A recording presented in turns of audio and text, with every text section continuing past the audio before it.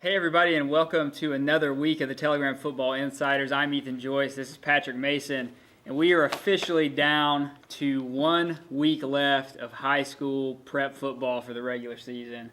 After we've gotten through this Friday slate of games, and I think one thing that we've seen tonight is that the Big East is going to continue to be entertaining, and it's going to continue to surprise us. First off, Rocky Mount High takes on Northern Nash.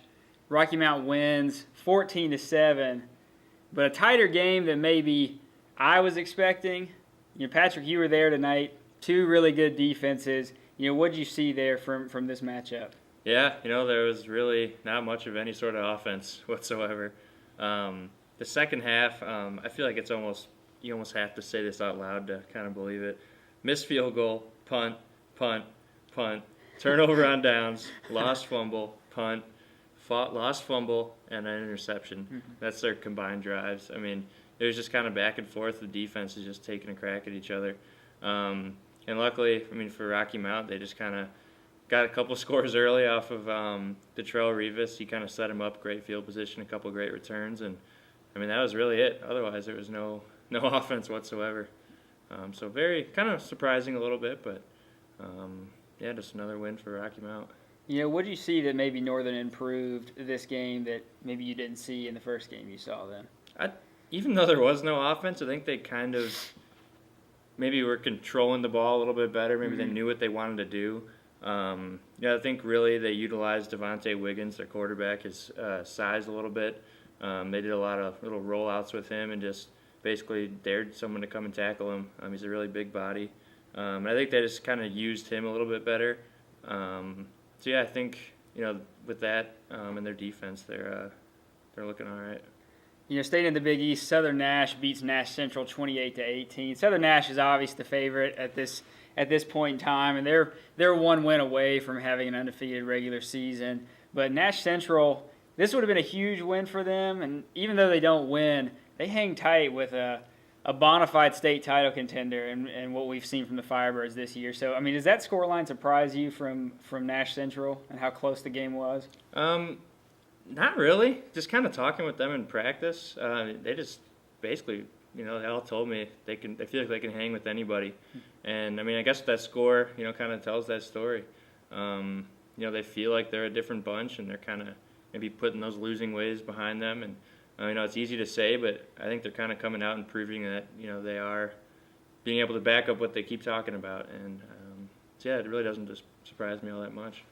Shifting to 1A football, I was covering the battle in Edgecombe County. North Edgecombe and Tarboro were playing for basically the right to take first place in the Two Rivers 1A conference. And Tarboro really just kind of outmatched North Edgecombe. And North Edgecombe didn't look good against Rocky Mount Prep on Monday when I saw them. They were having a lot of issues with turnovers. They didn't have as many turnovers, but I think you just see the difference in talent in 1A in this game. And, both of those teams are top 10 teams according to the state poll.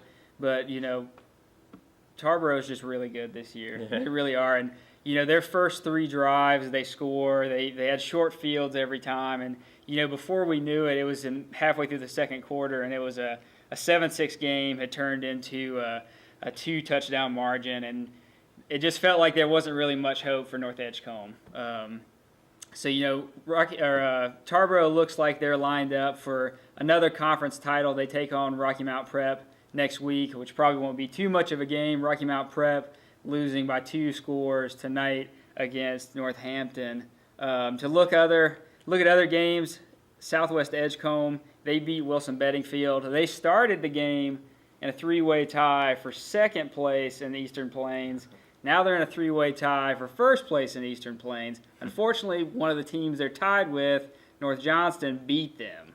So I'm not sure what all the stipulations are in regards to ranking teams for the playoffs, but that's not good.